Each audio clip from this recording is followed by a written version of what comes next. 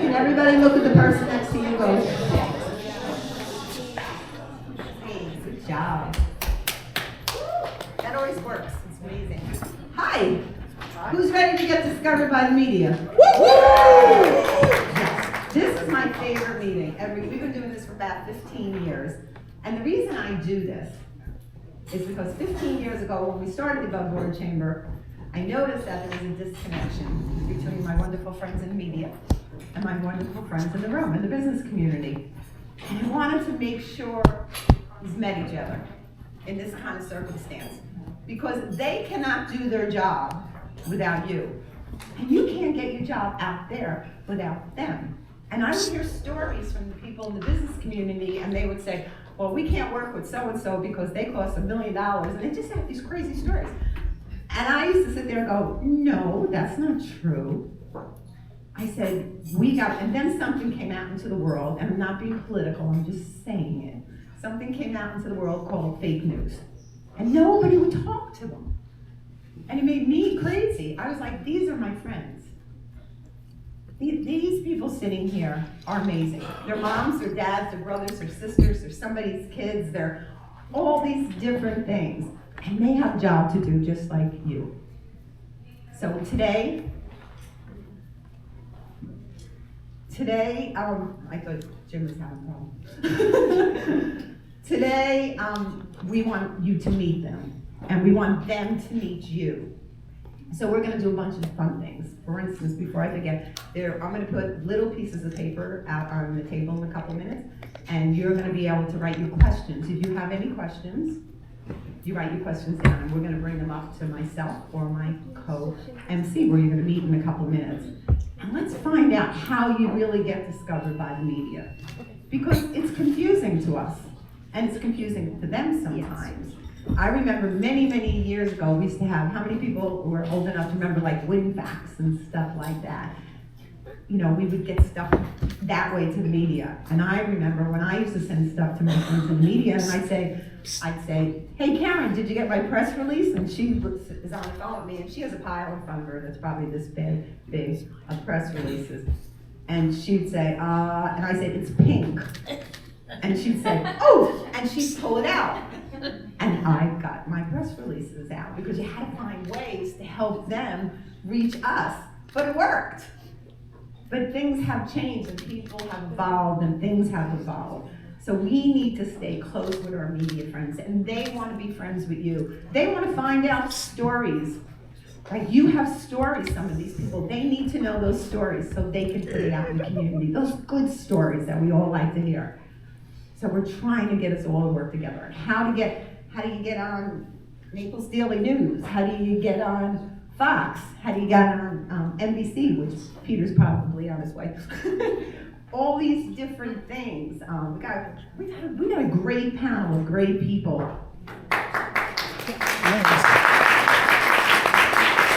And each of them took the time today to come meet you and to say, hey, we're here for you.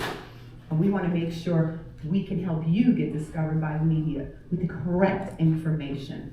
So what they have done earlier, as we've been working with them, they send in questions to me. So we take the questions, because a lot of times if you're a speaker, you leave after the program and you get in your car and you say, shoot, I should have told them that. So this way, they know what you need to know, but you also get to ask your own questions. So but you have to write them down so we can bring them up. I do it that way just to make sure we keep it organized and everybody gets their information out. But I'm excited about this meeting. I'm excited to have each one of you today to take your time to come share your different media. They're wonderful media partners that the Above Board Chamber has, and we're gonna have fun today. Who's ready to have fun? We do have two people that are not here.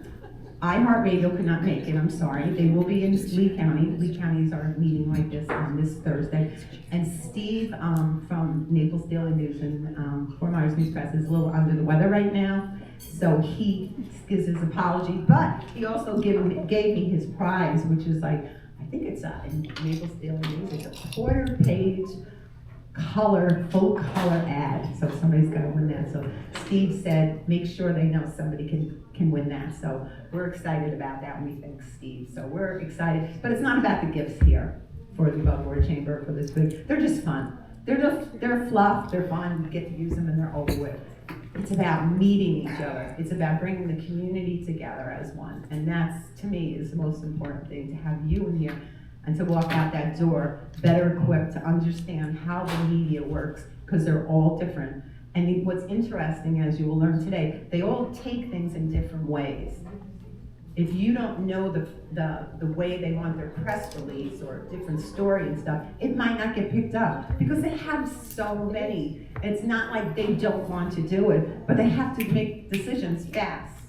They have to make decisions really fast. But one of the things they're always looking for, that I know, they're always looking for the experts on different things in the community. And we've had people that were on this panel the last couple of years that met experts in this room, and they called them up.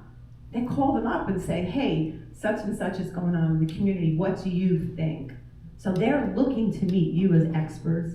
They're looking to meet you as somebody that they can help promote your business. So let's get going. I have a lot to read. I'm excited to have you all here. Let me see, that's today's program. Benefits. If you're new here for the first time to the Above Board Chamber, thank you for coming. We try to do a lot for our members because we want to make sure you get out there. So if you're a member of the Above Board Chamber, you could put press releases up on our website for free. You could put blogs up for free. I like blogs. I always tell blogs, it's sort of like going on a date. Okay, a lot of people think blogs. We have a tendency as human beings to think everything's bigger than it needs to be. So when you write a blog, especially about your business, you're all passionate about your business. Write a blog, and it could be 3 paragraphs, and start talking about your love for your business. And you can put that up on the Above Board Chamber website for free anytime you want. And then when people go to hire you or look to hire you, the first thing they're gonna do is Google you. And when they Google you, they're gonna see your stuff, but it looks really good when they see somebody else endorsing you. So put your press releases up there, it's free. Put your blogs up there, it's free. If you have an event, you can put that up there also, absolutely free. And if you're looking to hire people, you can put that up absolutely free. Those things are things you need to utilize. We don't charge because we want you to win. We want you to have the tools to do the best that you can do. There are people that can afford to pay for those things, but guess what? I have people that can't. So this organization isn't about people just with money. It's about people with passion for their business. And we want to make sure your stuff gets out. So that's something that you can do with the Above Board Chamber that's absolutely free. We have another part of the Above Board Chamber we started last year. It's called, and it's a bonus. If you're a member of the Above Board Chamber, you get it for free. It's another part of it. If you don't want to go, that's fine, but no, it's yours. It's called the Southwest Florida Christian Chamber. And how that works basically is, we started it last year, and it used to make me crazy as I was growing up, and I would go to a meeting, and somebody was like a priest, a pastor, or a rabbi get up and spoke, and I would be sitting there, and the person would finish, and by the time he sat down, or she sat down, everybody forgot the prayer of the person. Is that not true? Right? It was like fluff. So it started to bother me, so we started something called Southwest Florida Christian Chamber, and it all evolved in the last couple of months, even better. We had a program last month. It was called Mission Possible. A lot of people were there. We did it for the nonprofits, and we had business members there. We had 180 people here. We had 180 people. We had 17 sponsors. We had 15 speakers from both counties. Both counties came, and people learned. We had breakfast, and we had lunch, and then we had healthy, wonderful snacks in the afternoon. And in between all of our speakers, we gave prizes out to people. And it went from 8:30 in the morning, went from 8 o'clock in the morning to 4 o'clock, something like that. And you know what we charged everybody? $25 for nonprofits. And we did that because they couldn't come. And we need to remember that. It's nice to charge when we all have to charge to do stuff, to pay for the lunch so these people get.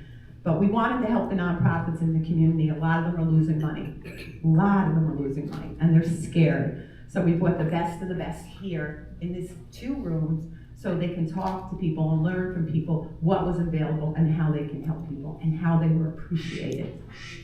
So back to the Christian Chamber part. So we came up with this great idea. So how about if we work with pastors and priests and rabbis in the community in Southwest Florida, and we go meet with them. And one of the pastors was Pastor Matt Keller in Fort Myers. He runs Next Level Church.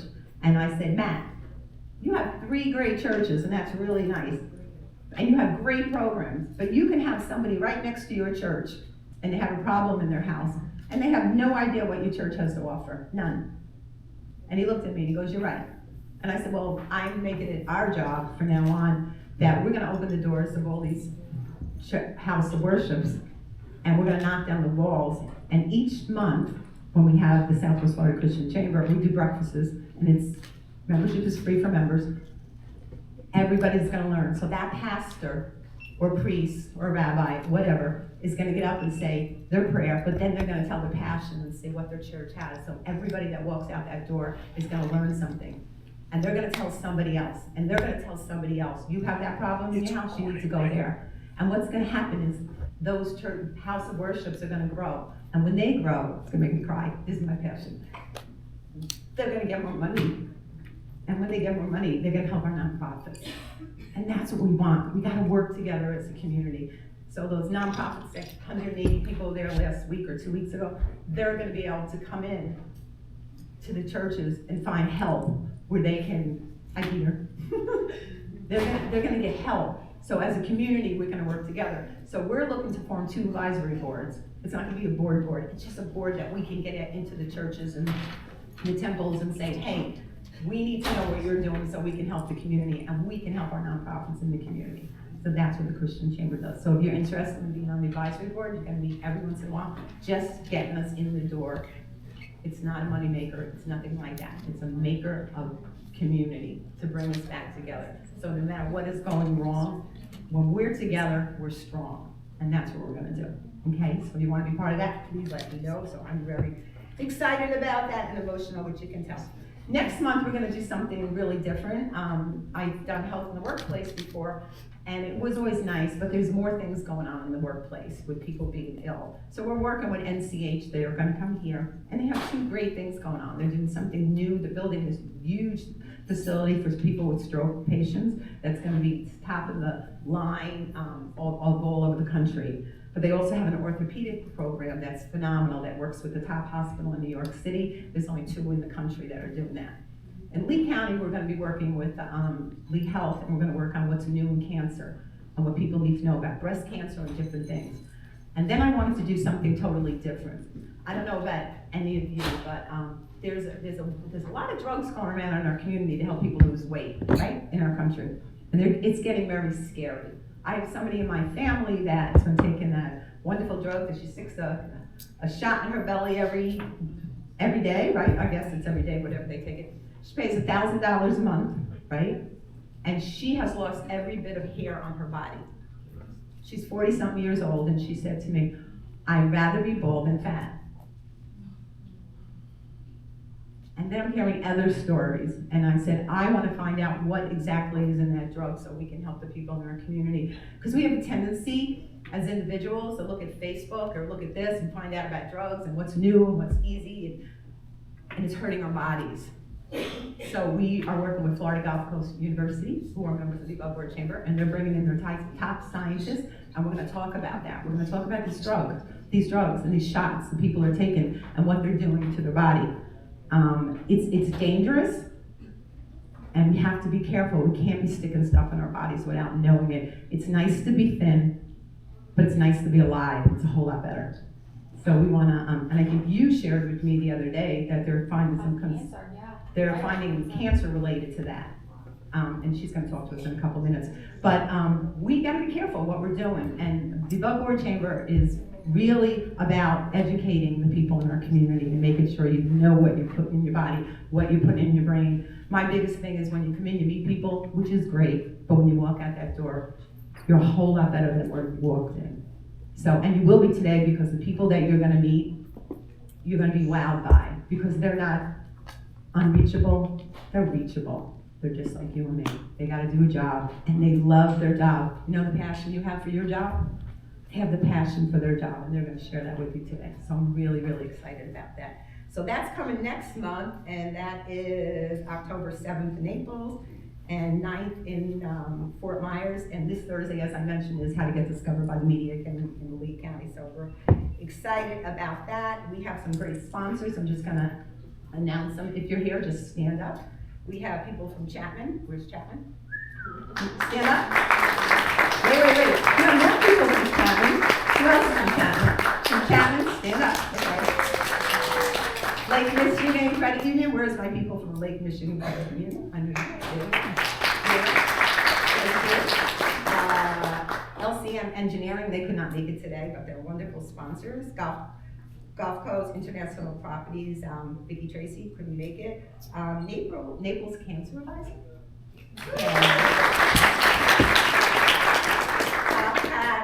Property Restoration, they're out there restoring our homes and our businesses and stuff, and they're great. And AD Design, which is April, and she does all the marketing, and she does all the designs for the Above Board Chamber, and she is a rock star too. So we thank each one of them, but I am gonna bring Nikki up right here. You can start bringing some food out. We good? Okay, perfect. Nikki is brand new, and she works with the wonderful Naples Cancer Advisors. Yes. They came to meet the Above Board Chamber and joined like 2 years ago, I think. Yeah. About 2 years ago. And I was in awe of this organization. And they're our featured nonprofit today. We have a featured nonprofit at a lot of our meetings. So we're blessed to have Nikki here today. Blessed to be here with all these people. So when I met her boss, I was amazed. And a lot of times we find people that have cancer. And a lot of times they have a doctor. But they don't know what to do, and they have one person telling them what to do. But Naples Cancer Advisors are doing some amazing things. You got a minute to tell us? Yeah. Okay. I'm going right here. Yeah, I gotta shut my phone off. So again, thank you guys. Thank you so much for having me here. My name's Nikki. I'm with Naples Cancer Advisor. I'm newly seated in this role. I've been a clinician my whole entire life. This position came available to me about June or so. So I'm newly in business development. I have been a bedside respiratory therapist, so I was working in the pits of COVID, and so anyways, I was sending our patients through Naples Cancer Advisors, and this position became available, and I just had to come here because it just met my moral compass, and it was amazing. So what it is we do is we never consume the care of the oncologist. Our goal is to truly keep cancer care here. Our physicians there are absolute experts in their field. So we have, if you have breast cancer, you will literally get to meet with the top breast cancer specialists in the whole entire, everywhere in the US. So like Dr. Zahn is known for ASCO. She is one of the top breast cancer doctors. So with that being said, you come in, you spend 2 hours with us. We are the honest broker. We are the non-denominational cancer provider. So we don't ever consume care. Again, our goal is to keep cancer care here and utilize the resources we have here. If you go to Moffitt's gonna only tell you what's available within their realm, what clinical trials they have. If you go to University of Miami, you're only gonna hear what they have. We do what's best for the patient. Our patient is our North Star, and like I said, we are the non-denominational cancer brokers. You come into us, we do all the heavy lifting, we consume your case, you spend 2 hours with our doctors. It's a real professional visit. We have a nurse practitioner there that does a real exam. We sequester all the medical records for you, and we send you along your way, and you either you're on the right track, or there's something that we will do and we'll have a collegiate conversation. A lot of the oncologists here know who we are with the patient and the doctor, and we'll say, hey, maybe adding this, or maybe they're eligible for this clinical trial. You have a 40-year-old that's going through breast cancer, and we just had somebody this week, and she was so concerned about losing her hair at 40 years old that our doctor called, and they were able to redo their treatment, and now she's not gonna lose her hair. So we also offer, it's support systems for the patient, and it's just great because we live in this utopia of healthcare that you don't know about. I mean, you have Florida Cancer Advisors, their foundations. We also get a lot of times that we're with, Cancer Alliance of Naples. We are very unique in the sense of we literally just offer oncology expertise. So our job is to make sure that the patient has the best second opinion, the best first opinion. And it also gives the patient the autonomy. When you learn you have cancer, it is so scary. So when you're in that general oncologist's office, really anywhere you go, they have 10 minutes with you. That's it, because they have to see 15 other patients, actually probably more than 15 other patients.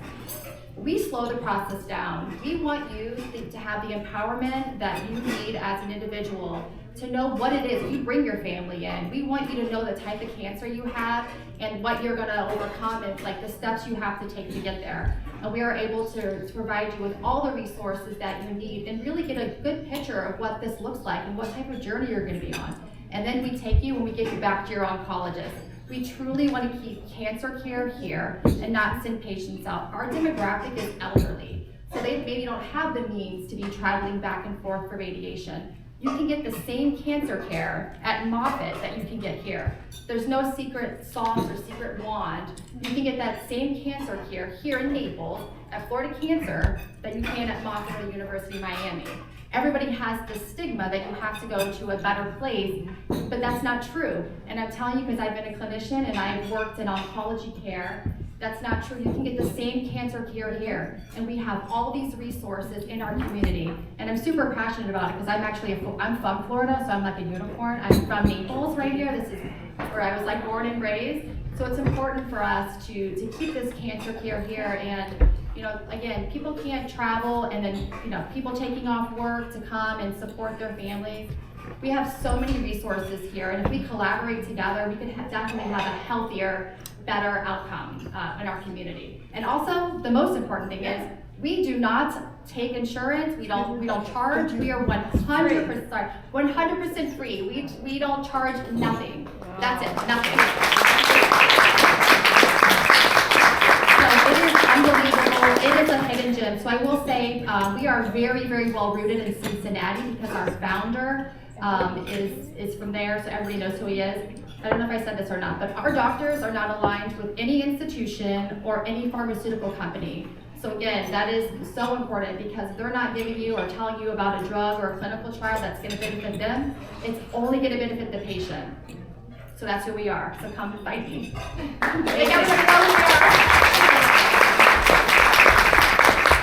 That's pretty cool, right? That's pretty cool. People need to know this information, and when I met your boss, it was amazing. I think it started with the top doctor in Cincinnati, and he had a birthday. Yeah. And he asked everybody to give donations for his birthday to start this.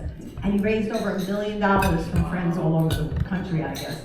And they do fundraisers once in a while. Wine Women and Choose is coming up. She has one that's going to come up, and you'll see it on the above board chamber stuff. But that's important. Community. We need to know what's in our communities. We need to help each other. We need to get the right information out so people can take better care of themselves and their friends and their family. So Nikki, thank you. That was wonderful, and God bless you, and you too, sweetie. Florida Cancers, they have a nonprofit too, and then they're out there helping the community. So they're both members of the Above Board Chamber, and we're excited about it. We're excited to see community, and that's what's really, really important. So, has everybody got the food? I'm going to give you a couple minutes to eat and say hello to the person next to you, and then I'll be back up here. How's that?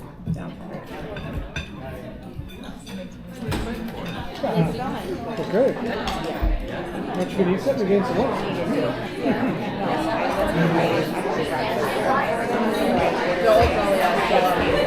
That's what I wanted to do. I had done it.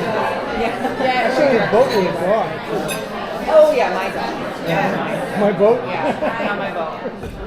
Not my boat, but my boat. Yeah. The wife's going up to Indiana tomorrow on the phone. Pick up these puppies. You got one a year ago.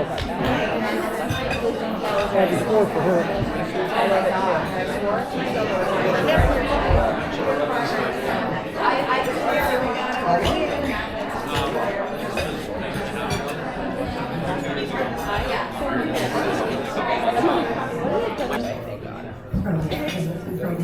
Well, I'm excited for this part. First, I'm excited for my co-MC. Come on, Sylvia.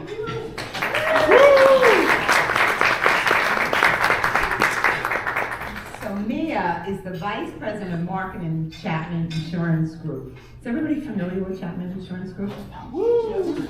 You know, it's really funny because I always give Mia a really hard time with this. They had, I'm going to tell everybody, they had this commercial, tell me you just don't agree with me. They had this commercial on a couple months ago and people were yelling. I cannot stand commercials that people yell. Like, I just can't stand it. And I love them. Okay, I really love them. I adore her. And I would be in the car and they would be yelling and I'd be like, oh, I'm just gonna lower it until they stop. You know, and then Mia the company had hired somebody to do the commercials.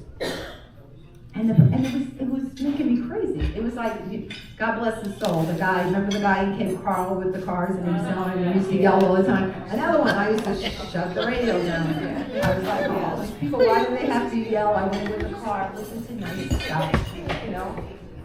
And so Mia went to Brian and said, I can do that. And today I'm driving the car, and there's the Chapman commercial, and it's beautiful, and it's like really, really good.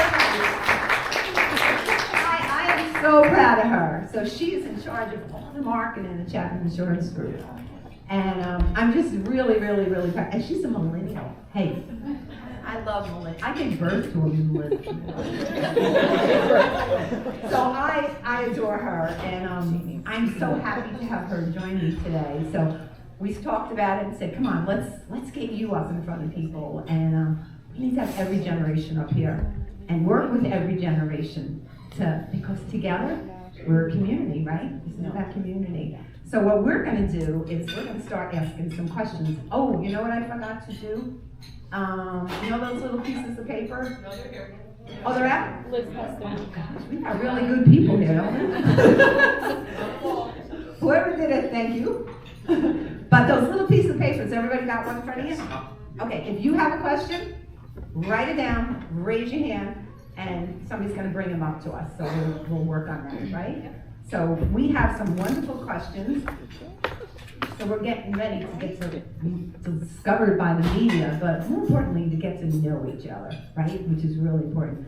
So Peter's been here Peter, how long have you been working with NBC? Well, Gulf Coast News, excuse me. A little over 13 years. 13 years. So Peter's been here for probably 13 years doing this, or 12. I think Kelly might have been first. I'm not sure, I don't remember. But you've been here for a long time. But the oldest person here, hey, the other one's sick, you know, so this is it. You are the queen. You are the queen. The queen. You can be the queen. Thank you for your. So Karen's been doing it for 15 years. Let's give her a hand. And we've had just about everybody here had their counterparts or their people before them are on it. So we've had Fox on it. We've had our public radio station on it. And you've been on here for a couple of years, Corey, correct? That's right. Right? Melissa is brand new, not from Florida Weekly, but you are the publisher? She's the publisher of Florida Weekly, so she's brand new. And Karen, you have been with, how long? Gulf Shore Life 2 years. Gulf Shore Life 2 years. Karen sent me a picture the other day that we were going to try to get pictures up of all of our speakers, but we didn't get all the pictures, so we figured we weren't going to put any pictures up. But I called her up and I said, you should not be behind a desk. She's beautiful. Her picture was so beautiful. So I called her up. I was giving her a hard time. So these people are pretty amazing, and each one of them are doing great jobs. And Corey, how long have you been in your job? I just started my 5th year, but I've been doing this for 40. 40? Yes. 40 years. Wow, that's really, really good. And you're doing a really good job. You know, we worry about our public TV station, you know, but from what I understand, if something's good, do good. Well, we're navigating through it. You're navigating through it. We are navigating through it. My radio is the first one I listen to, so I like to listen to the news on your station. And our friend from Fox here, we are real excited to have you here for the first time. Yes. Yes, and you this is your territory, right? That's Where right. you're working with people in the Cuyahoga County area, so we're excited to have you here. Karen works everywhere, right? Karen works everywhere. think, does this come off? Karen, you work everywhere, correct? Yes. Southwest Florida business Sure. today, are you everywhere? Yeah, I'm everywhere. You're everywhere. Papers everywhere. You've been here for 15 years with us, you're everywhere, we appreciate you. Try. And Peter, you're doing a great job, and we appreciate everything you're doing. Melissa, you're everywhere. Yeah. So Melissa, you have a really big job now. You were what territory? What did you do before? Do I need this? I don't know. I don't know. Listen, you could pull that. What did you do? So I was publisher for Fort Myers Florida Weekly, and now Yeah. I'm publisher of all of Florida Weekly. Yeah, so we are. And what does that mean? So we are from South Sarasota County all the way down through Key West. We have 6 different markets of Florida Weekly. Yeah. And Boca Raton. The what? Yep, Palm Beach, and yep to the East Coast as well in Palm Beach. Wow. Yep, 6. Well, you look absolutely amazing to be doing all that stuff. Thank you. She does it all herself. All by yourself. And you've been here for 2 years. Yes. So what is your favorite part of your job? Oh, I just love that I get to do what I do every day. Honestly, I'm a huge fan of print, and I know we have to evolve with the times, the Gulf Shore life, but I love coming to work every day, and I just feel really lucky that I get to do what I do for a living. Well, we are blessed to have these all here today. And we can't wait to learn because all of these are like surprise packages and we're gonna open each one and see what we get. Are you ready? Okay, Peter, first question for Peter. If I can see, I should wear my glasses. Could you explain how the story selection process works? I'm sure it's similar for most media organizations, but in the morning and then again in the afternoon, there's an editorial meeting. And that's when the reporters and the assignment editors and some managers sit down at the table, and it starts with the reporters pitching their ideas. There's also the assignment editor saying, we already know you're going to cover this, or this today, if there's a just big story that everybody knows about. But that's how it starts. Organic ideas get preference because we're trying to have something that they don't. But story selection can also come from emails and a million different ways, and I'm sure we'll talk about that. But the stories really get shaped at the editorial meetings in the morning, and then again in the afternoon for the night side crew. So do you get them like emailed to you when you wake up in the morning, they're there? So I work a night side shift, but I'm pretty much on my email all day from the moment I get up. And so yes, I'm looking just to see what's going on, but I'm not completely involved in the morning story selection since my shift is more of the 5, 6, and 11 o'clock news. I'm a little bit more involved at that point. One more question. Can people send you stuff or to the news desk? Who do they send it to? What is the most easiest way? Can they do both? You can certainly do both.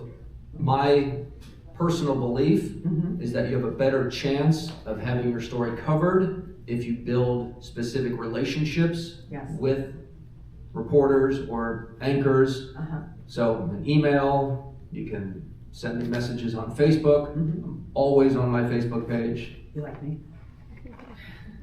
Jeannie, one of my favorites. But no, I mean, just any way that you know that that you can get that person to interact with you, whether it's a reporter, an anchor, assignment editor, find them where they are. I'm honestly more connected to my Facebook page because I've been really trying to build that up. There's 220,000 followers now, and I'm really trying to make sure that I am a place where people know that they can send content, and then I distribute it either on my Facebook page or to the newsroom or both. Perfect. Does everybody got that?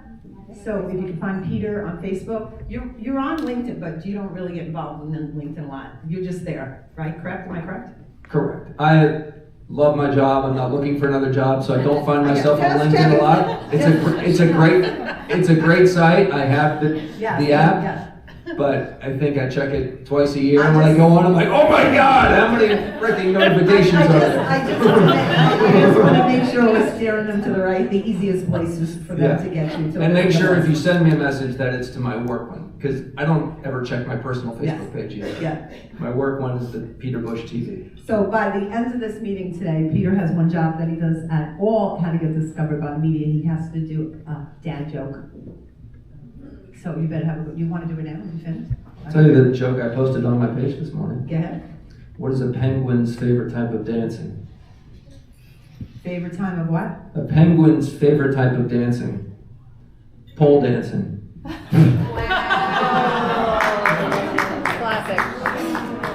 Classic dad jokes. One lady comments, I don't get it. They live at the South Pole. All right, we're gonna let that one slide. All right, so next up. They are supposed to be grown-ups, that's the whole point. You got that done. Yeah, it's a girl that got it. All right, so we have Karen Kane, who's the publisher of Gulf Shore Life Media. So the first question we have for you is, what is something about Gulf Shore Life Media that most people don't know? There's a few things I think that people are surprised to hear when we talk about Gulf Shore Life. They think that we're just Gulf Shore Life and that we're one magazine. And what people don't know is that we have 7 publications under the Gulf Shore Life Media umbrella. So we have Gulf Shore Life, Gulf Shore Business, Gulf Shore Life Home, the Naples Press, Healthy Life. What am I missing? Did I say Gulf Shore Business? Yeah, Gulf Shore Life, Gulf Shore Life Home. I'm missing one. Oh gosh, I had to do an order. Anyway, we have 7 publications under our umbrella, and we're also owned by Sun Broadcasting. So I think people are surprised to hear that, which is Wink TV, and most recently we acquired Fox 4 last week, so that was news out there. And we also just acquired Beasley, so we have 13 radio stations now in our family. So I think people are very surprised to hear that we're part of Sun Broadcasting. A lot of people don't know that, and it just, we're one of very few family-owned media companies that are left in the country, and it separates us from our competitors. We have a 360-degree media company that people can come to us, and it's a one-stop shop for our advertisers and partners. So I think people are really surprised to learn that. Yeah, that's amazing. You're definitely growing. So, I'm sorry, my associate. I'm going to move to the next question. Okay. Yeah. So, what's the best approach to getting in touch with someone at Gulf Shore Life? Best approach, there's a couple of ways. I would always say our editor-in-chief, Stephanie Granada, is the best person to email because she oversees all the story assignments. And everyone's email on our staff is, you can find in the masthead, it's firstname.lastname@gulfshorelife.com. So that's probably the easiest way, but we did, as of last week, we put an email address together. It's leads@gulfshorelife.com. And so if you have a story idea that you think is worthy of coverage, we encourage everyone to email that address, and that'll be on our website going forward. But it allows our editors to sort of pick and choose. Believe me, you're making their life easier if you email them and give them story ideas. They're out there all the time looking for stories. They do have people emailing them from time to time. I do think people get intimidated when they are just emailing an editor and they don't have a relationship with them. But also, our sales staff too, if you have a relationship with someone on our advertising team, we always encourage the sales team. They're out there pounding the pavement every day, meeting with clients. We encourage our clients to, give your sales rep a story, and they will take that and walk that over to the editorial team when they're in the office. Yeah. So that's always a great approach. Awesome. You made a really good point. I think a lot of people don't realize that it's okay to send in these stories. Yes. They want you to send in these stories. Yeah. Also, it's not luck getting in the media. A lot of it is strategy, so put it out there. That email address again? leads@gulfshorelife.com. Everybody hear that? Yeah. Write down? It's gonna be tough. And it's also on their website. Yeah, but there you go. I'm gonna bring up Karen. Karen Karen with K. with K. When you're ready to send your media releases to the media, what is the first question you should ask yourself? Did everybody hear the question? No. When you are ready to send your media release to the media, what's the first thing you should ask yourself or do? And the answer to that is start your research. If you haven't done your research already, because to send me, Peter, let's say Karen, the same press release, by the way, great name, even though different spelling, great name.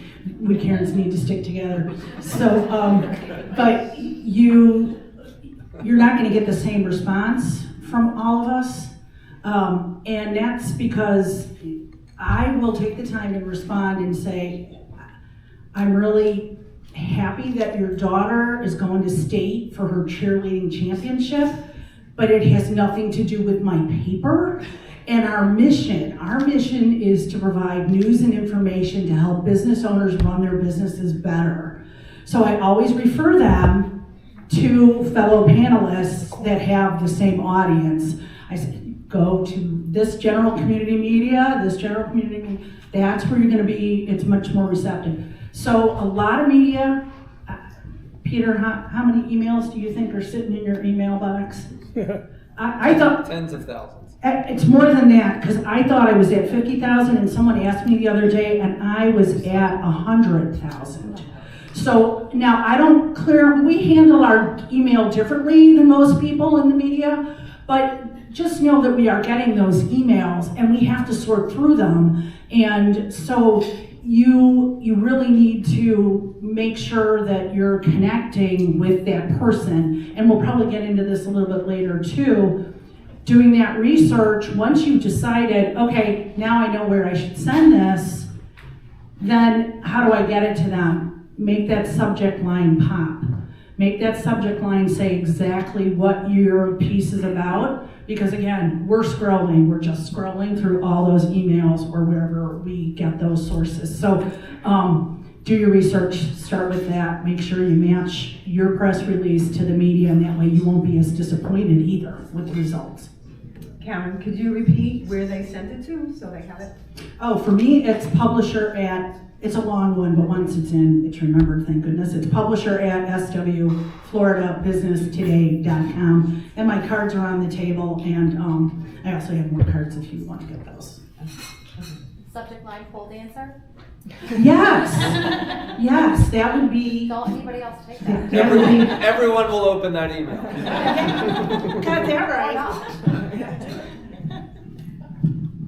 All right, so now we have Melissa Boat from Florida Weekly. All right, so Melissa, Florida Weekly has shifted back to hyper-local news coverage. So what does that mean for our local businesses and organizations to get on your radar? So yeah, I don't know if any of you saw the shift a couple of years ago. The publication definitely tried to go a little more regional, had a bit more of a regional approach, which some people wanted, some of the readers wanted, but what we found was that many did not. They really wanted us to maintain that hyper-local community news in each of our markets. We have, like I said, we have 6 different markets. We have a Charlotte County paper, a Lee County paper, Bonita Springs, Naples, Palm Beach County, and Key West. And all of those markets are very different, even though we think Southwest Florida as a whole, we have a lot of the same things happen in the community. Having that really hyper-local community newspaper was very, very important in many of these communities. So we have made that shift once again. I just started my new role as of April 1st. So have really worked hard making sure we have a publisher dedicated to each market, and an editor dedicated to each of those markets. So in getting the news out, it's of course important to have each of those publisher and editor names if you're trying to get something specific to Bonita, if you're trying to get something specific to Fort Myers. Our websites have all of that contact information. The masthead of the paper, each edition has all that contact information. My email address, I have my cards I can give out if you'd like. You can send it directly to me and I can kind of push them out. If you're not sure and you're trying to get out something quickly, we do have news@floridaweekly.com that goes to every single editor as well as myself and our photojournalist. So that's an easy way to get things out. And we also have an events@floridaweekly.com that you can send any event listings to. Awesome. Oh, I think your phone's going, Jeannie. Okay, well, I personally really enjoy the hyperlocal coverage. Also, if you want to know what's going on in your area, that is where to turn for that. Every weekend, it's got all the special events that are going on. Okay, so you said all of those websites are on the web. All the email addresses are on the website. Yes. What is something that people can do to stand out in those inboxes? So I think definitely, like Karen said, know your audience, right? So know who our reader is. Our reader is definitely going to be looking for something different perhaps than Karen's reader is looking for. And what we do really is, we're more of a solution-driven storytelling. So we do a lot of community news. We do a ton of arts and entertainment. We're definitely not going to be your hard-hitting news source. We're not doing anything that's breaking news typically. We'll do some, heavier pieces, but we always try to find a solution to that. So if you're pitching me something that is is going on in Jacksonville, or you're pitching me something that is happening and maybe in a market that we don't cover, or maybe something that's going on all throughout Southwest Florida, try to find that hyper-local tie-in. So try to find, maybe it's a story that is all of South Florida based. Find somebody in the Naples market that you can give us as a source to interview. Just think about who our reader is and really what they're looking to read. These are really good tips, thank you. And photos, we love photos. If you have a really good photo to add there. All right, add photos. Yeah, very good to know. All right, I'm gonna introduce the next panelist. It is, I hope I do you proud, Mahmoud Bennett from Fox 4. All right. Say that again. It's Mahmoud. Matt Mood. That's pretty cool. Well, we are excited to have you and Fox 4 here, which is part of you. Is anybody from Wink here? Yeah, we have our Wink people back in the room too. How long have you been here? I have been in Southwest Florida for 2 years now. Okay, that's very cool. So you're basically stationed here in Cuyahoga County? That's right, yeah. Okay, so your question is, what's the best way to get some media exposure for my business or establish a media presence if my business doesn't do a lot of public outreach? I think this is, there's a lot of businesses who reach out to us and they don't feel like they deserve to be on the news. They think that they're too small. They don't really have something that's newsworthy. But in a lot of our reporting, what we focus on, we do hyper community news. We want to get inside people's neighborhoods. We want to find out what's happening in your area. So every business has an expertise. They have something that they have knowledge over that other people do not. So what I always say is that it might not directly tie to your business, but for example, when it comes to tourism, we do a lot of tourism stories. How many tourists are we getting in Collier County?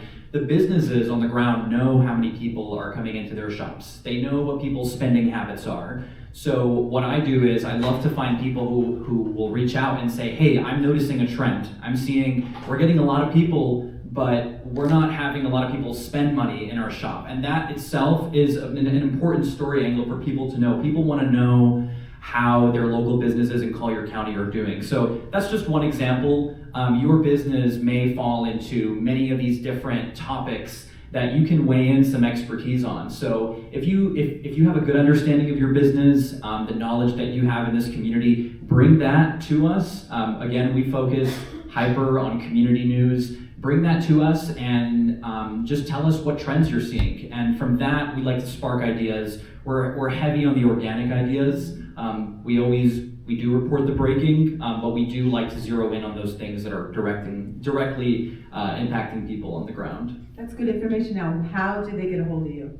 So what we do is we actually give our numbers out directly. So if anyone's here, you want my number, we do have work phones, and I can give that, and then also our emails. Do you want to do it now? I mean, after the meeting, if you'd like, or no, they have paper and paper. If you guys have paper and pen, I will. You just said that you're going to Yeah, give it out. 100%. Who wants to write your hand? Yep. All right. Okay.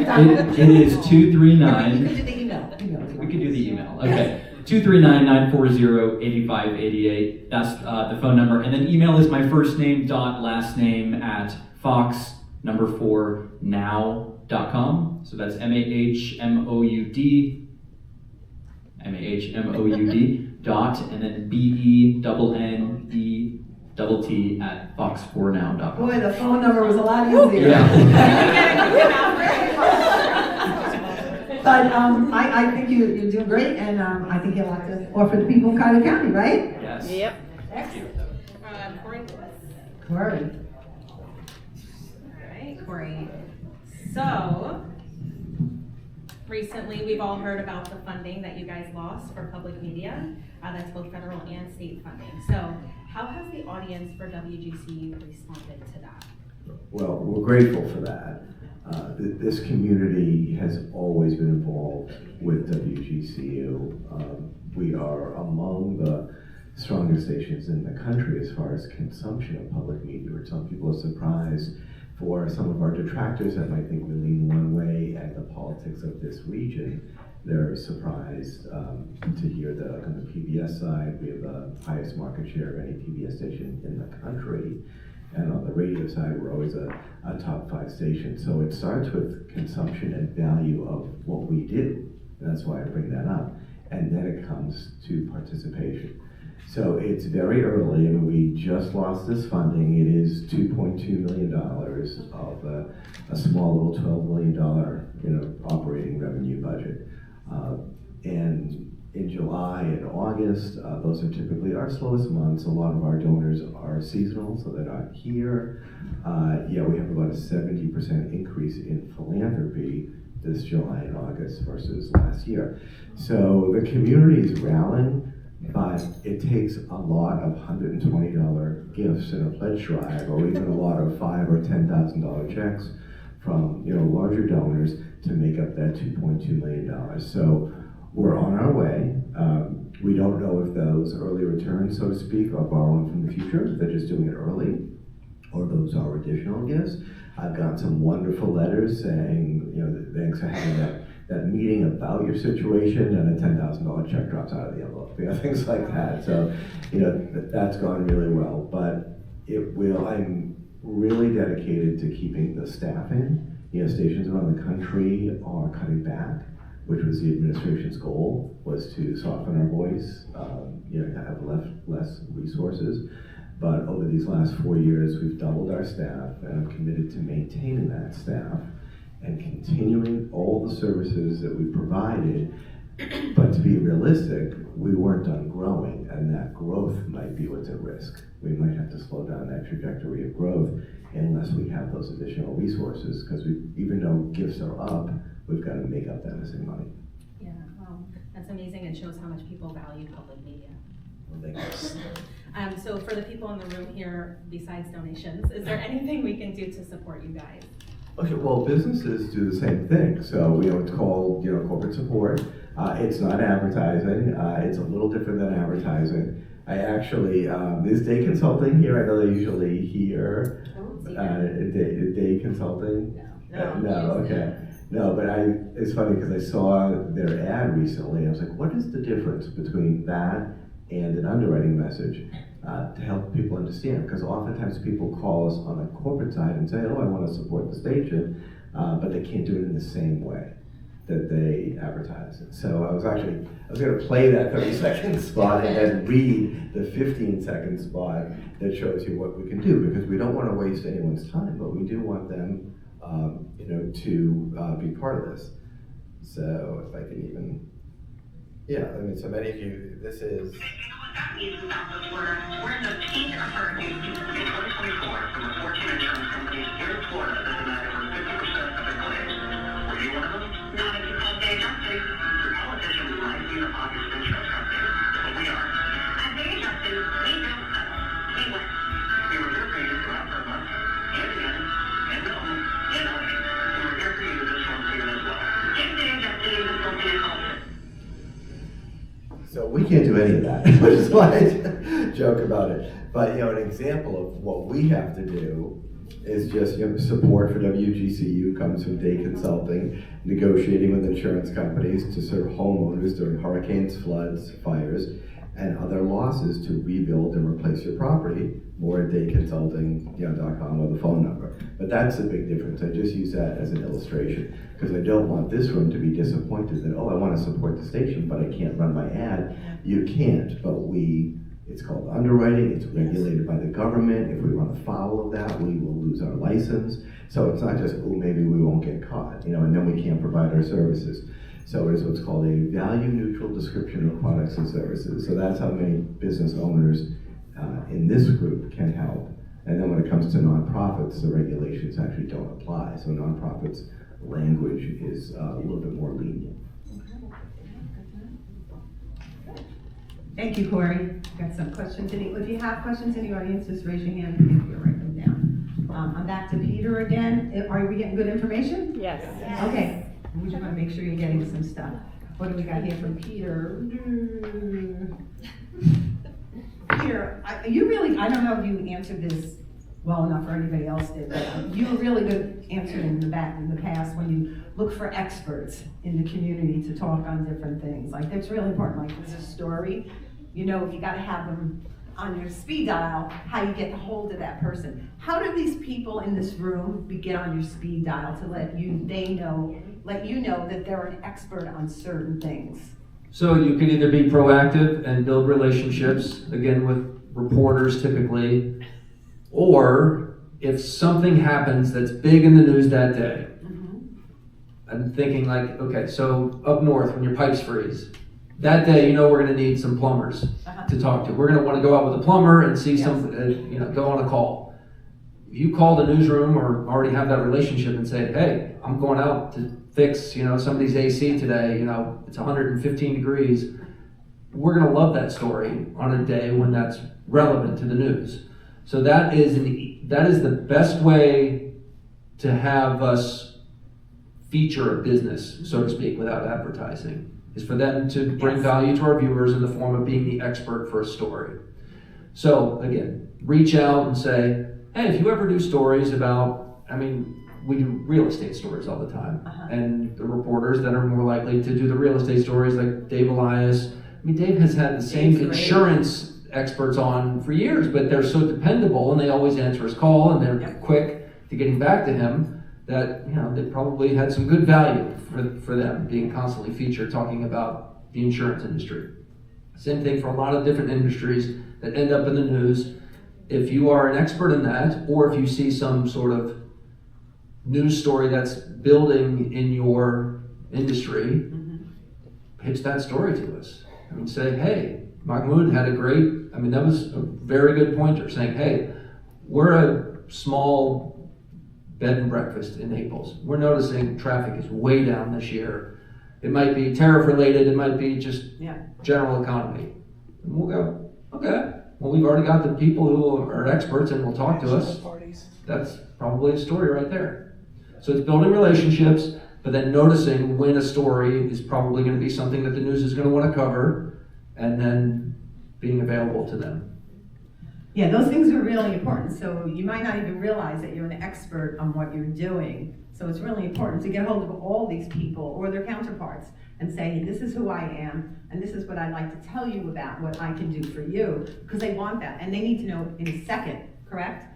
When you're doing a story, all of it's right. You want to know that person that you can call immediately and say and get that. Yeah, when I was a reporter and I didn't have a specific contact for a story, I would literally open up the phone book back then. Yeah. And you just start calling, and basically the first person who said yes, boom, you're out the door to meet them, and it has to be quick because our deadlines for day of stories are incredibly tight. Now, if it's a story that our special projects unit is working on, they have a lot of time.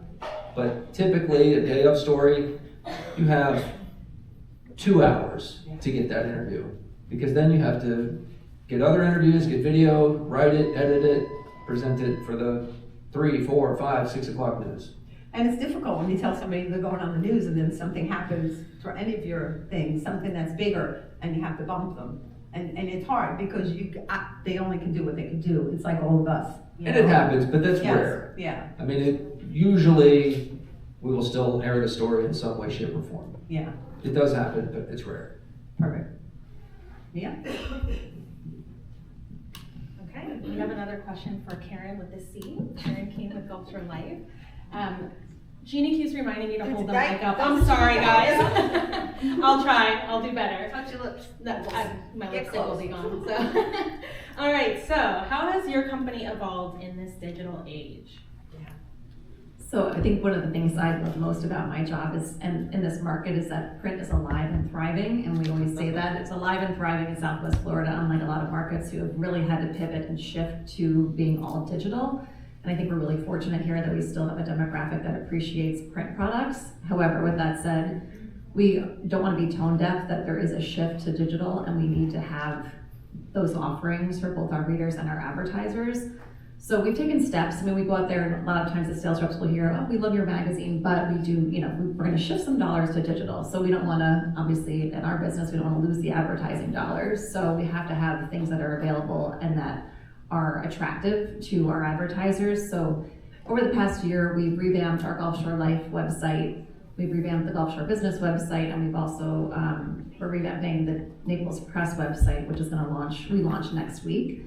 So we'll have some new opportunities for advertisers to take advantage of space and video on those websites. We've launched our Instagram for Gulf Shore Business and the Naples Press. We didn't have those in the past. And on the Gulf Shore Life side, we are allowing our advertising partners now to take advantage of doing things on our feed, which we had not allowed in the press. In the past, we just allowed us to get our message out. There was our marketing tool for Gulf Shore Life. We wouldn't allow advertisers to buy into our Instagram feed. And we've changed that because we have such a valuable audience that follows Gulf Shore Life on social media that we get a lot of requests from advertisers. We really want to, get in front of that audience that follows you. So now we have that ability for our advertisers to partner with us. We've also launched custom content capabilities so people can tell their story in their words on the pages of our magazine or online. And we've hired a new digital marketing manager, Megan Bodensteel, who's amazing. She comes from an agency background. And we are doing a lot of our own custom video creation for our advertisers that, again, we allow them to run on our feed, and they can also run it on their feeds, both on the website and on social media. So we're doing a lot on that side. We've dedicated emails that our clients can buy and blast them out to our audience, and it looks like it comes from the advertiser, but it's actually coming from us, and they're allowed to, they can take advantage of our audience. So we're doing a lot on the digital side just so we can maintain those advertising dollars, but also, it's a value to our advertisers and to our readers as well. Yeah, that's amazing. So for companies with smaller budgets, do they still have an opportunity to advertise with you guys? They do, and that's where I think digital helps us too. They can sort of dip their toes in and try our products and see what's working, and then if it's working, invest more. So we've put some packages together where people can, try the dedicated email blast, try the Instagram feed, maybe do a small ad in Gulf Shore Life or Gulf Shore Business with Naples Press. But they can sort of, pick and choose, dip their toes in, see what works, and then, okay, well, the dedicated emails are working and they're $1,500 each. I can invest more. That seems to be working for us. I don't have to buy a $5,000 page to get my message out. So we do have smaller advertising packages for people to get their messages out. Good to know. So there's hope for all of us. There's hope for everyone. All right, well, this question, I guess, is for everyone in print. So we have Karen with a C, we have Karen with a K, we have Melissa. Do you have a recommended time for running ads as far as how long to run ads for before people can expect to see a return? That's what we always say, don't waste your money buying one ad. It's not gonna work for you. It's not gonna speak well for us and our products. So I always tell people when I was in the sales role, do a smaller ad more frequently than everyone wants a full page, everyone wants to run a spread in a magazine. I would rather see you do half-page ads 6 times a year than throw all your money in and do 2 full pages twice a year. So I just think the frequency, like a TV commercial, the more you see the repetition, but doing something smaller more frequently, you're going to get more in return. You're going to get a return on your investment. Okay, yes, I'm going to echo that. Having got my advertising degree years ago and being in the industry now for 4 decades, Corey, I didn't realize you've been in there for that long, more than 4 decades. Oh, that's good. Yeah, you aged really well. You're doing good, kid. After 40 years doing this, consistency is the most important thing over time for your advertising, your public relations to work. It's frequency, consistency over time, and then frequency is what ties into that. You're never going to see Coca-Cola commercials go away. They understand that no matter what, no matter how well established their brand is, they've got competitors and they've got to keep reminding their audience. So you can do that with public relations and advertising. Obviously, the public relations doesn't cost anything to run in the paper, but your advertising is paid space. And my recommendation for my readers is to do a combination of both, because we offer free editorial space. our secret sauce is our guest column opportunity that we offer to every business owner in every edition, as long as you follow our guidelines. So that combination of consistency over time is the most important way for you to build your business. It is not, in my paper, the average business card advertiser who can still buy a black and white ad with me. I don't think any other medium offers black and white advertising anymore. But my particular audience wants to save that $60 a month and spend it someplace else. So we offer that black and white advertising. I've got business card advertisers now that we've been publishing for, we're in our 18th year. It took 15 exposures, so a year and a half of advertising their business card ad in my paper, and I've gotten this from more than one advertiser before they got response, made a sale from that response, and more than paid for that previous ad program. So you do have to have some patience. I do tell people it is like doing financial investing. You have to put it in there and keep it out there and let it sit and not mess with it. Just let it sit and let it do its work, because people need to keep seeing your message over and over. My high school yearbook was in black and white. Thanks, Corey. I'd agree with everybody, definitely. We have a lot, we're a weekly, so we have a lot of opportunities, but we have, the open rate, the one-time rate is more expensive for a reason, not only that it's just a one-timer, but because they aren't gonna work necessarily for your needs. Now, there are some instances where I'll say, yes, it's okay if you have a big event coming up that weekend that you need to sell last-minute tickets to. Something like that, definitely a one-time ad could work, but if you're doing more branding messages, not everybody needs a plumber today, not everybody needs a new insurance agent today, but those consistent branding messages. So I like to say, I love to see at least 12 weeks, even if it's every other week. And again, like you said, maybe it's a smaller ad instead of doing the big full page or center spread. Anything you can do to start that. And we have a lot of opportunities through our email marketing and other things where you can not only get in the print edition, but you're also then rotating our website for the full week that we add onto those print ads. So. Awesome. So be in it for the long haul to see those results in return, absolutely. Alrighty, so we have some questions from the audience. Yes, this one, a lot of people ask this a lot, so you can all answer it however you want. With so many charities and nonprofit events in Southwest Florida, how can the nonprofits stand out to tell their story, share their mission, and gain attention to the media? I know that's difficult because we have a lot of nonprofits in Southwest Florida. How do they stand out? Who wants to take it first? Corey? For us in particular with the nonprofits, it's good to be a source rather than the subject all year round. So for instance, when people do those press releases, if you're opening up a new location or hired someone even of some prominence, that's not really newsworthy. But if you are the source, whether you're a for-profit or nonprofit, but maybe in particular for a nonprofit about the issues in this community and possible solutions, that will keep you on our radar screen all year round. And then when you do have something that's a bit more self-serving, we already know who you are. And maybe it's not so self-serving if you've been the source all along, and that new announcement is that additional solution to the problem. Yeah.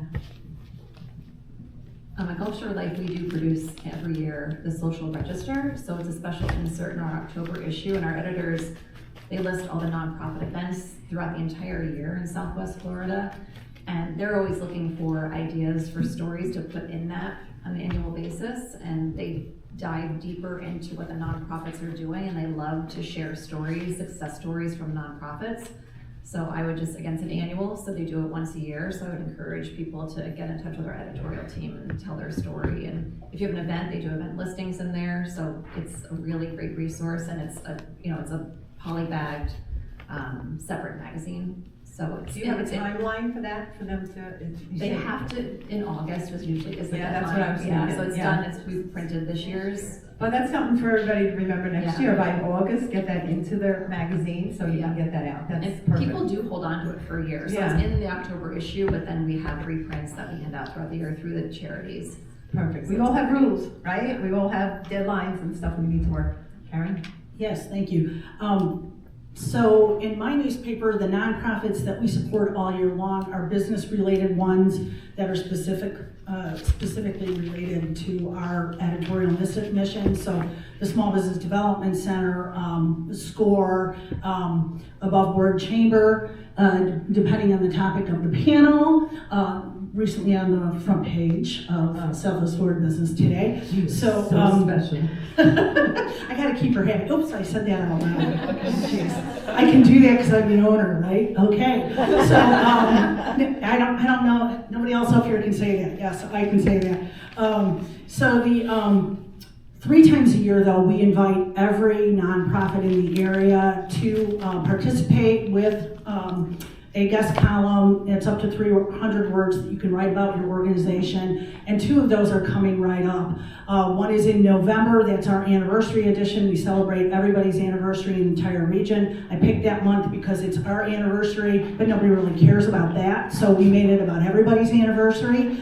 And December is looking back, looking ahead, where you can recap the year and then look ahead to the new year. And in March, it's top organizations to watch. No, there's no voting, there's no fee. You can just call yourself a top organization to watch, and we accept, it's 300 words, and I can send you the guidelines, the specific guidelines as well related to that. So we want to support our nonprofits to the best of our ability and still meet our editorial mission. Karen, one more second, Melissa. What is your deadline to get that into you?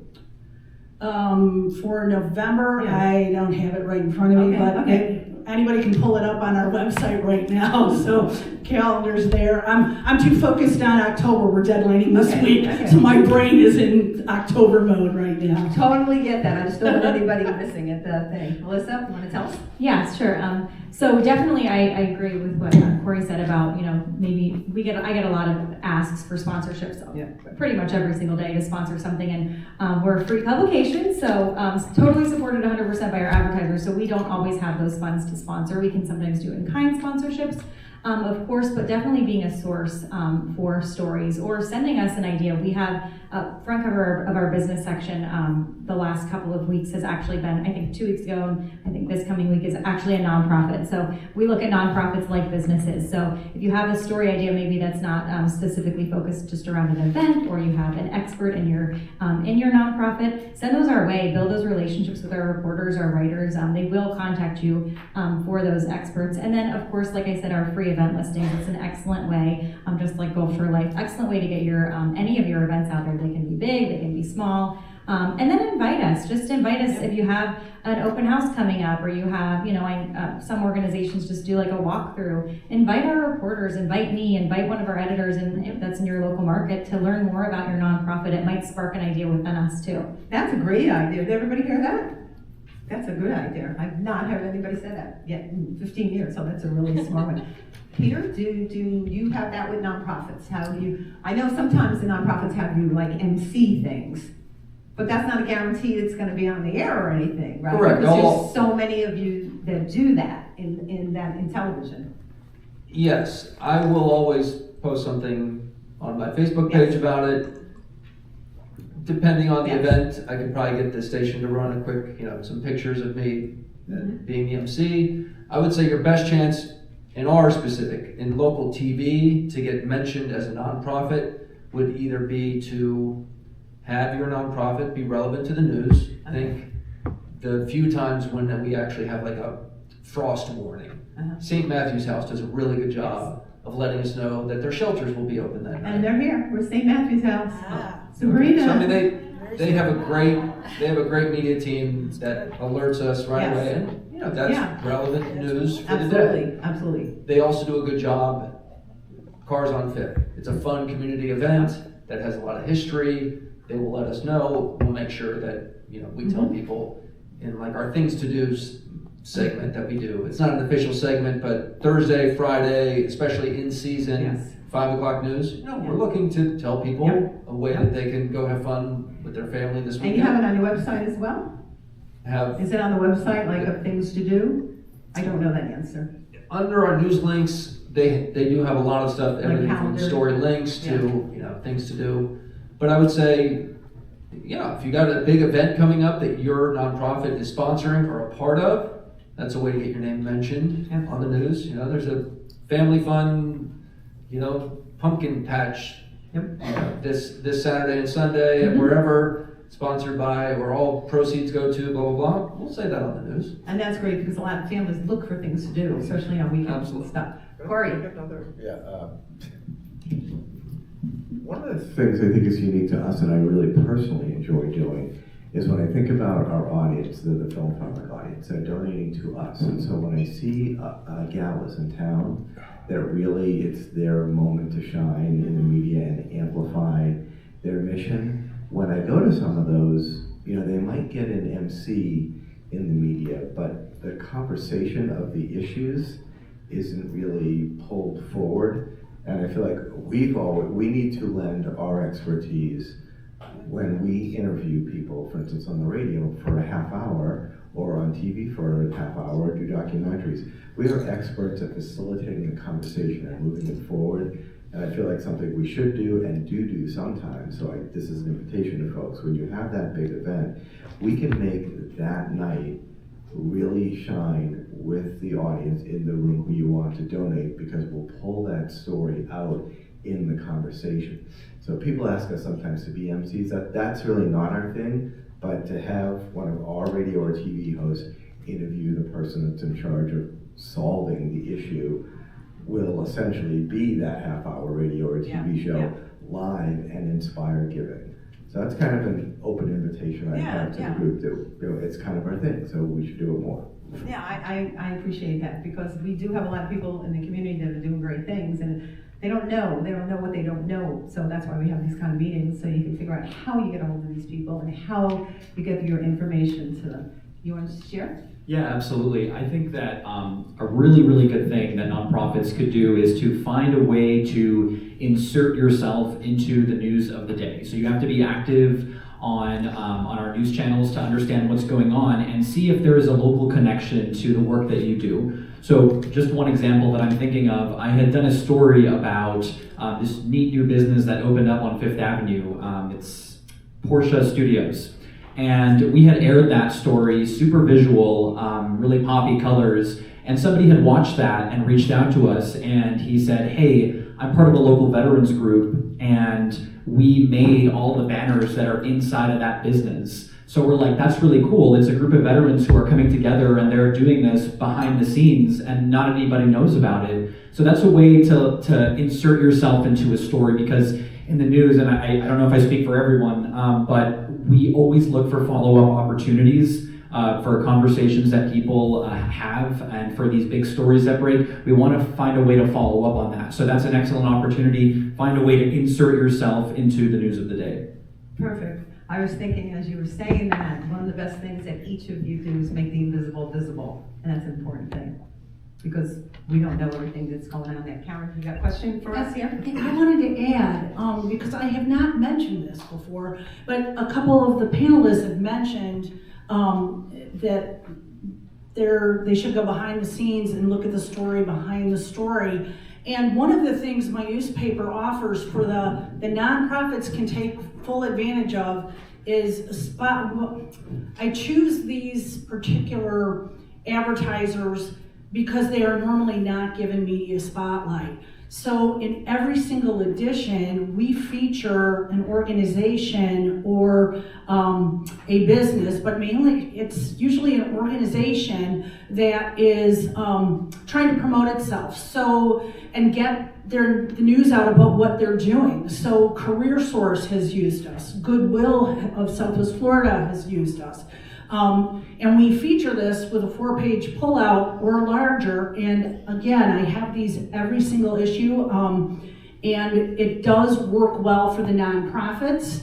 The key is you do still have to have an advertising budget, because I cannot do that for free. So, but it really has worked well. In particular, some of these organizations have been back, they're doing this in their 5th and 6th year. So it really does help bring that spotlight to what you're doing, where you can tell your story, and it's not limited by our traditional journalism rules. You own that piece because you bought it with advertising dollars, and that way you can tell the story the way you want to tell it. Okay, so that's another option for nonprofits. Good information? Okay. You're all next. All right, and our next question is from Melissa with Florida Weekly. There's a lot of changes happening at Florida Weekly, so can you share a little bit about what you're most excited about with where you guys are headed? Yeah, obviously, getting back to hyperlocal is really important for me, but we are launching a brand new website, which I'm very excited about.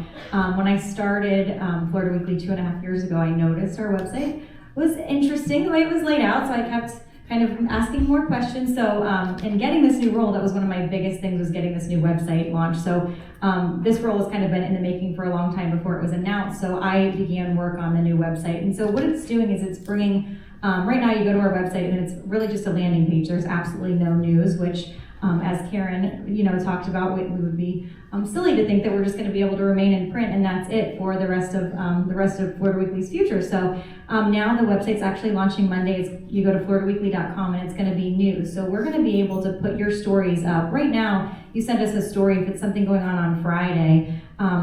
We obviously wouldn't be able to get it into the paper in time. Now we're going to be able to put those stories up on our website to get the news out to the reader. So the website will be floridaweekly.com. All the markets will kind of rotate the main story there, and then there's going to be tabs, much like you'll see with other regional publications out there. So you can go to tabs to see that's still hyperlocal news, but also kind of gives you all that opportunity to get us those stories in later than normal. Right now it's like 2-3 weeks out that we can get those in. So we're really excited about that. And then just excited about expanding Florida Weekly and our reach. We have, like I said, all of our Florida Weekly publications. I talked about each of those markets. We also have Babcock Ranch Telegraph, Ave Maria Sun, and a paper called Town Chronicle, which is in Welland Park, which is South Sarasota County.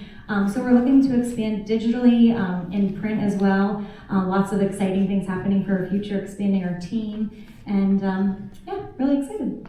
Awesome. So how can the local organizations and the people in this room plug into that? So, obviously just keep an eye out, check out that new website. We're gonna have a lot of new opportunities for advertising on the website. The print ads will still rotate in each market, so that will not be going away. That's still gonna be included in all print ads, but we'll have some other larger impact banner options, some smaller ads that you can get in on, especially when you're talking to smaller businesses with smaller budgets. Digitally, obviously, is a lot less expensive than print. So those are definitely opportunities there. And then also just reach out to us, please, because now we're going to be really looking more for stories and more to cover. We're going to try to, obviously, we don't want you to go to our website once a day and have the same stories up there. And for us, this is going to be a transition for our reporters and our editors to get out there in the community, our photojournalists to get out there and start covering things in real time. So keep us in mind as you're sending things out, that we will be able to do things faster now. Awesome. So don't be shy. That's what I'm hearing. Please don't be shy. All right. Do we have some more questions? I'm going to pull him up right now, and I'm going to ask him this question. All right. Mahmoud. How'd I do? You did that right. That's good. All right. That name scares me. I was afraid I'm going to say it wrong. I'm a person, when I was a child, I stuttered. So sometimes when I see a name like that, I'm like, I'm going to mess that up. But we didn't. We didn't do fine. So it's a great name. So what do we got here? What's one thing often misunderstood about working with the media, and how they can build stronger long-term relationships with reporters like you? That is an interesting question. Let's see. Could you repeat the question? It was a long one. What's one thing businesses often misunderstand about working with the media? Yeah. That would be you. I'd say that. And how they can build stronger long-term relationships. I think we covered it a bunch of time, but this is particularly to you. Like, how do you want them to reach you for Fox? Yeah, no, I think that, like we had discussed before, establishing those genuine connections with members of the media, building that reliability, understanding that they're covering the stories, we're covering the stories in your neighborhood. I know that a lot of the, the national news and politics can kind of get boiled down into the local level, and people can think that, the media has an agenda, they want to cover things in a certain way, but really kind of meeting with members of the media like we're doing right now and and talking with us and seeing that we actually want to cover the things that you're interested about. We want to elevate your voice. Just having those back and forths, contacting us, sharing ideas. We're more than open to, responding to people, having a dialogue about the things that are important to you. And I think just kind of having that genuine connection so that you feel confident we're reporting accurately in our stories. How can local businesses, organizations be mindful about the timing with you? Because they might have a really long story and you have to get to it now. So for those of us that work in TV, we run on very tight deadlines. We have our shows air at certain times of the day. So for us, for my stories, they always air in the 5 o'clock hour, the 6 o'clock hour, the 10 o'clock hour. So if you have pertinent information, if you have a story idea, you want to make sure you're getting that to reporters earlier in the day, or you're pitching it to them earlier in the week, so that if they want to consider that story and you make yourself available earlier in the day, you can say, hey, I'm available at 8:30 in the morning. Because the best thing that I could hear from somebody who wants to be featured in a story or who's sharing perspective is, I'm free at 8:30, can we talk? I'm like, yes, that's going to line up my day perfectly. We can tell the story better, we can add more of your voice, and it allows us to add more creativity to the things that we're reporting on. So getting those ideas to us earlier in the week and earlier in the day. Yeah. Can I add to that? As a person who, just as a story that ties into what he's talking about, I was recently asked to be on a statewide radio show. I was asked to find 2 experts, and again, the turnaround. It's like now. I was on my deadline, but I wasn't gonna miss my opportunity to be on a statewide radio show.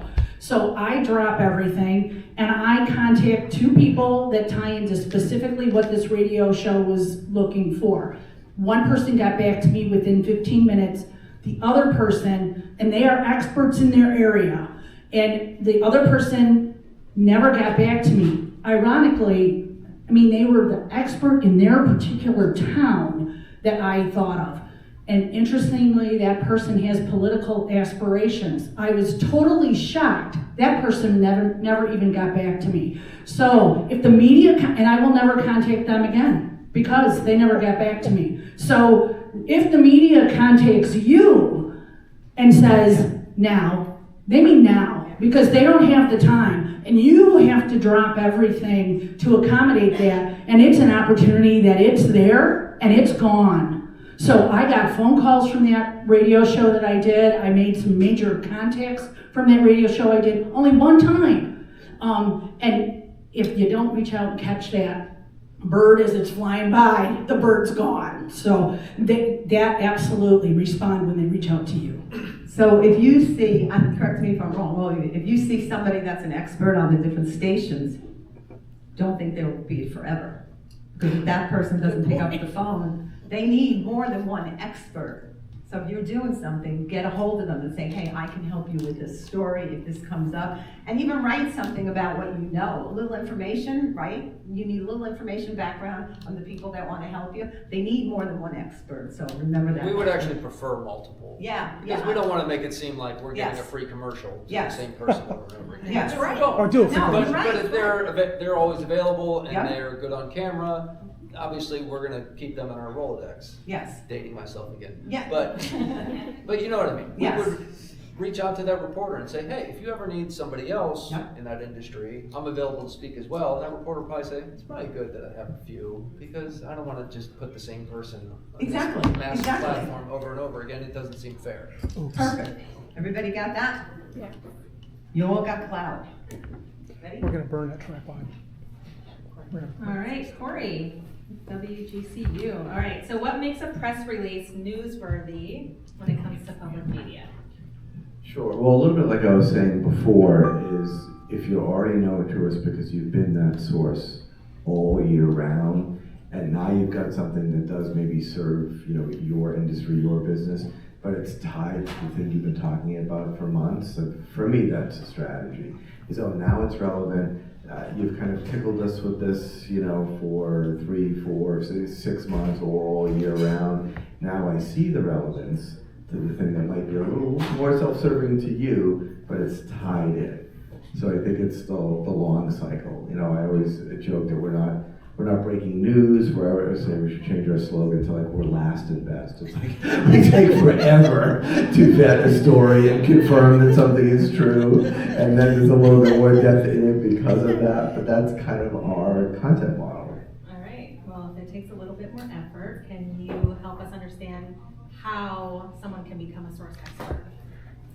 Sure. So Mahmoud said this earlier too, is that if you are the industry expert or you have industry experts around the country for your business, tap into that, be our source, what impacts this community, what is the issue you're solving. So again, opening up something new or having new employees isn't solving anything, but what are you solving day to day? And then the day of your press release, what are you solving, on that day? I want to add a little bit onto that from an earlier question about misconceptions. I think a lot of times people think that, okay, we're going to have a discussion with the media, we're going to be interviewed by the media. They think you have to set aside all of this time and you got to sit down and it's going to be so time consuming. That's often not the case. A lot of the times I wrap up an interview with a subject matter expert in less than 10 minutes, sometimes less than 5 minutes.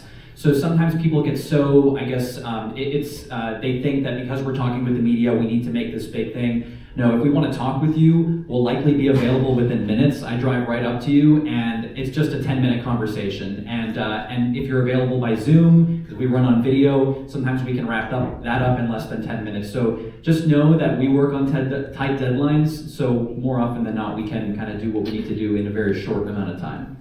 We have a lot of different questions here, but most of them have been answered already. So what I'm going to ask is each one of you to kind of like do a lightning rod to tell us one thing that you think is really important, okay, that people need to know that nobody asked, and I did not ask you. You listen to each other, so maybe you have something you say, and you just want to share that you think is really, really important. You can't do this real long. You got like a minute to do it. You ready? All right, we're starting with me. You start with here. All right. Okay. I think that as a business, as an individual who's living in Southwest Florida, you have to ask yourself when you have a story idea, does anyone care? Because a lot of our job is really digesting these story ideas and saying, nobody cares about that, people care about that. So you have to be able to look yourself, your business in the face and say, actually this is something people will care about, or this is something people do not care about. So what that comes down to is a couple of things, right? Is it an attractive concept? Is it visually appealing for us, for those of us in TV, right? Is there a human interest to it, a human interest angle? Does it have a broader impact? Does it touch on any types of trends? So just for one example, from a couple of weeks ago, there was a local car dealership that was doing a food drive, and they wanted that to be the story. And I'm like, all right, well, we have food drives everywhere all around the country. I mean, it's incredible work you're doing, and we support that work. Is it worth a story? So the answer would be no, right? Because it's not enough of something for us to kind of grasp onto. But then we found out that this group is partnering with a nonprofit food bank over here in Southwest Florida that does a lot of great work in this community, and that is down on Marco Island. It's Our Daily Bread Food Pantry, and they reached out to us and said, hey, we've been selected as the beneficiary of this food drive from this car dealership, and guess what? We're seeing some pretty crazy trends where we're having the highest number of people reach out to us for food assistance ever. So when we got that information, we said, okay, this is great. Now we can actually tell a story like this. We can mention the car dealership, and we can mention the broader impact that it's having. So we always look for the stories that are, have human interest, they're interesting, people care about. So just keep that in mind whenever you're reaching out to the media. You have to ask yourself, because we're going to ask it in our team, with our news managers, does anyone care? And if the answer is no, we're not going to cover it. So sell yourself right. Yeah. Yeah, our job is to reflect the faces and voices of this community. So as you're listening or watching, if you ever don't think we're doing that because we're a public station and we're owned by the public, tell us. Don't just say, oh, I always hear a certain kind of voice on the station. If it's missing, let us know, whether that is a marginalized community, whether that is a political orientation. Some of the biggest challenges we have are the people you don't hear enough from, don't know that they will be safe on our air. And we always talk about how Whenever we invite someone on, it's not a gotcha moment. We don't have that kind of journalism. We've invited you on the air because we want to hear what you have to say. So please, if people are complaining that something is missing, you should tell them to play a more active role, because we seek those voices that you hear less of. And right now in our country, where there is increased hate and division, we are looking for that diversity, and we want it every day. You got it. That's right. Nicely put, Corey. The one thing that I want to make sure I make clear to everybody, I talked about how long I've been in this business, and people tend to stereotype me and stereotype the newspaper as that old newspaper lady and that old newspaper in print. No one says that, Karen. No one says it, but they think it until we start talking about what we actually do. My newspaper is still here because we are nimble and we are digital. We were probably the first newspaper to go completely virtual. We did that in 2010. We made it through the hurricanes with no problem. And with Irma, we were completely on deadline that week, and we published that on schedule. And that was without internet at our homes. So I was sitting at McDonald's stealing their internet so we could get the paper done. But we have been virtual for that long. And we also, no one has really talked about this today, that you have to update, you have to keep up with the news. In the media, we all have to be digital. We all have to be keeping up with the news in a timely fashion. So we update, my website is updated every day throughout the day with local business news that, again, you're not going to see in any other website, or you're not going to have delivered to your by e-newsletter. We do that, and we like WGCU, we are not a breaking news medium, but I've broken 2 stories that we were the first ones to break in 18 years. So no, we don't do it often, but we have done that because we were the first ones there, because it happened to be at a business event and I was there, or I had a reporter that was there. So we are also digital, and we are updated throughout the day, and we stay current, and we know that that is part of our hyper-local service that we offer, because we only focus on Southwest Florida business news. Thank you. I would say, thank you. You don't need a stinking microphone. I would say don't just rely on a press release. I think there's this misconception that you send a press release to all the media and then you just cross your fingers and hope that they get back to you. I see dozens, if not hundreds, of press releases come into our general newsroom email every day, and I would guess most don't even get opened. Because we know, because it just reeks of a press release.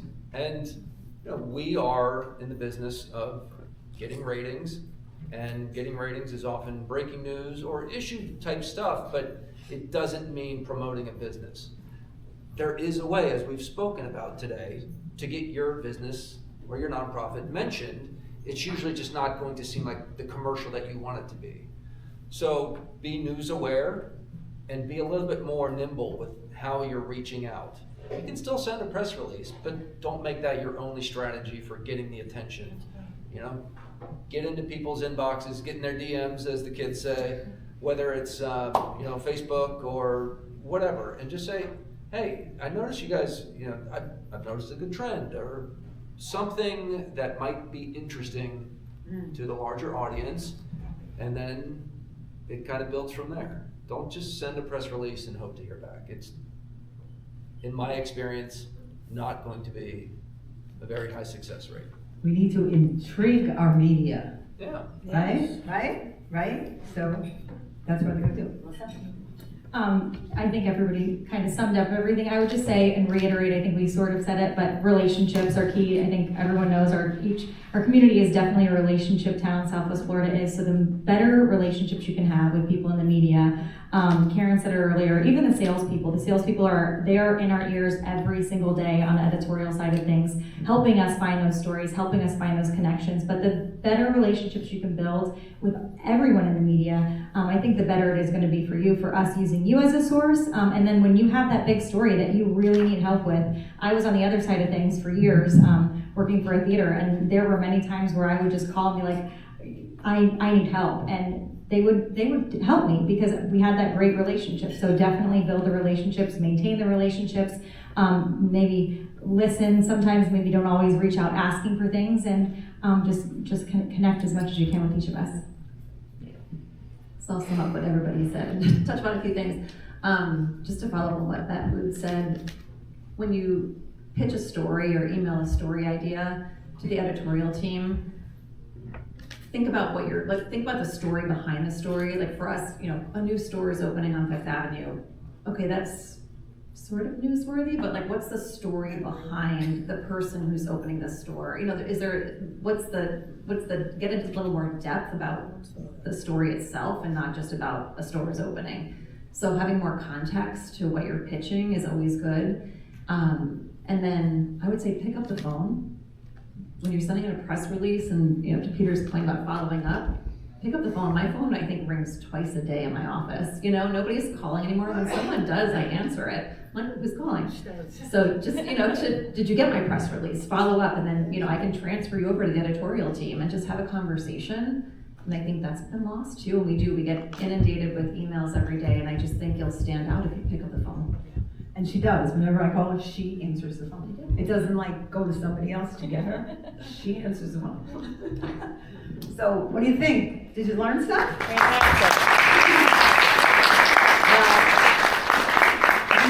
are blessed because we have some prizes today, but you have to remember the best prize was learning about each other, right? Isn't that the best prize today? We want to do that.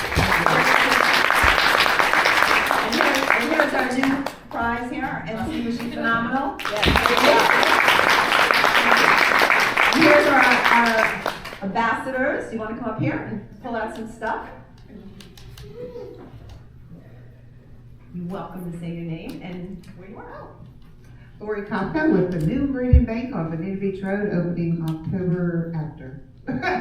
Sometime. We're not sure. I was like, is that a new number? In October. Hi everybody, I'm Tracy Hoffman with Melanie Collier, Director of Philanthropy. There you go. Weren't they wonderful? Did they welcome you with smiles and everything? We have some prizes, so let's see what we have first. Please have Paradise Food Tours. Where is she? 2 tickets. Come on up here and pull it out. You get to pull it out. Yay. I've been shaking. This is an amazing organization that is doing great things, and if you want to go on a tour with your company or your friends or anything else, you gotta go. Okay, Jim Powers. Sure, that's recording.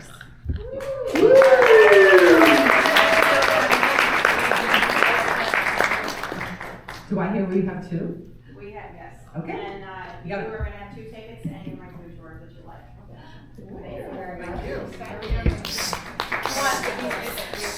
Okay, I got your pictures right here. Okay. How far out are we standing here? Yeah. Any closer, shake hands. Just kind of pretend you're, yeah, that works. Pretend. Look at each other. Can you go like this?